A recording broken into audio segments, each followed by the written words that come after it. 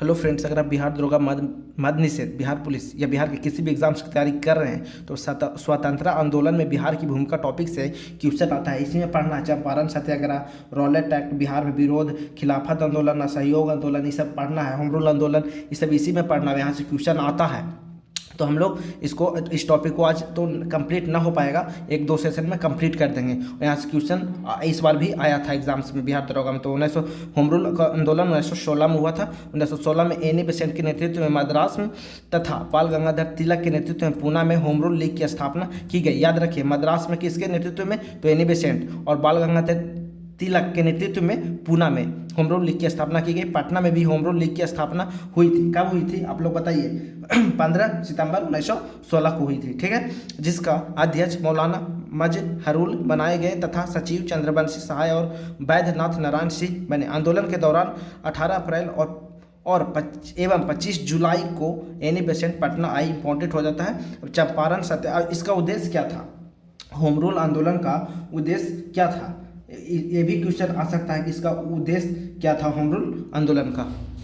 यहाँ पे ये भी इम्पोर्टेंट होता है। इस आंदोलन का उद्देश्य जानते क्या था? ब्रिटिश साम्राज्य के अधीन रहते हुए संवैधानिक तरीके से अपने स्वशासन प्राप्त कर लेना। संवैधानिक तरीके से, समझे? असंवैधानिक तरीके से नहीं, संवैधानिक तरीके से स्वशासन प्राप्त कर लेना, समझे?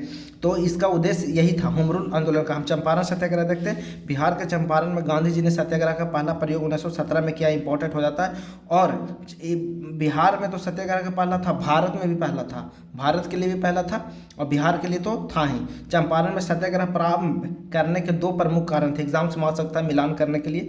तो यहाँ पे क्या क्या कहा? चंपारण में नील बागान के मालिकों द्वारा तकाबी ऋण का मतलब ये समझिए कि नील की खेती करने के लिए मतलब कि ऋण लेना पड़ता था किसानों को दबाव में, और उसको खेती करके देना ही है तो ऋण लेना पड़ता था।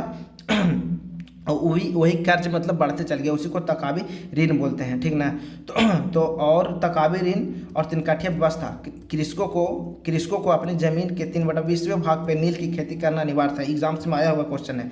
3/20 भाग मतलब 20 कट्ठा में 3 कट्ठा में आपको नील की खेती करना अनिवार्य कर दिया था, मैंडेटरी कर दिया था ब्रिटिश सरकार ने, ठीक है।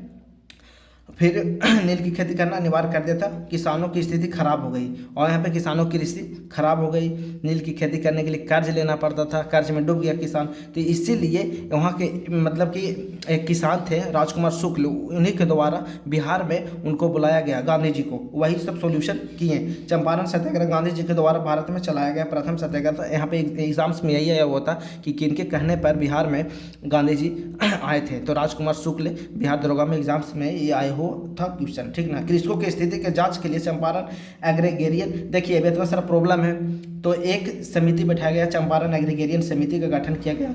अब इस समिति के अध्यक्ष मध्य प्रदेश आयुक्त FG सलाई था। याद रखिएगा कौन है अध्यक्ष। 4 अक्टूबर 1917 को अपनी सिफारिश प्रस्तुत किया। बढ़े हुए लगान का 1/4वां भाग छोड़ दिया गया। देखिए क्या कहा इस समिति अपना सिफारिश में सुनाया कि देखिए बढ़े हुए लगान का जो लगान बढ़ गया है उसका 1/4 भाग छोड़ दिया गया तथा 3/4 भाग ही वसूला गया, समझे? मतलब 100 में से 25% छोड़ दिया गया और 3/4 भाग ही वसूला गया। जो राशि नकद में वसूली गई थी उसका 1/4 भाग किसानों को वापस कर दिया गया। मतलब कि 4 भाग में से मतलब 100% में से 25% उसको वापस कर दिया गया और तिनकाठिया व्यवस्था को समाप्त कर दिया गया। देखिए आज उतना टाइम नहीं था, इसलिए हम छोटे से आज मतलब ज़्यादा चंपारण सत्याग्रह से पढ़ना है, रॉलेट एक्ट पढ़ना है, सहयोग आंदोलन पढ़ना है, ये सब भारत में मतलब बिहार में स्वतंत्रता की भूमिका है। तो आज कंप्लीट नहीं कर पाएंगे, तो अगले सेशन में कंप्लीट करें। अगर चैनल पर नए तो चैनल को सब्सक्राइब करिए।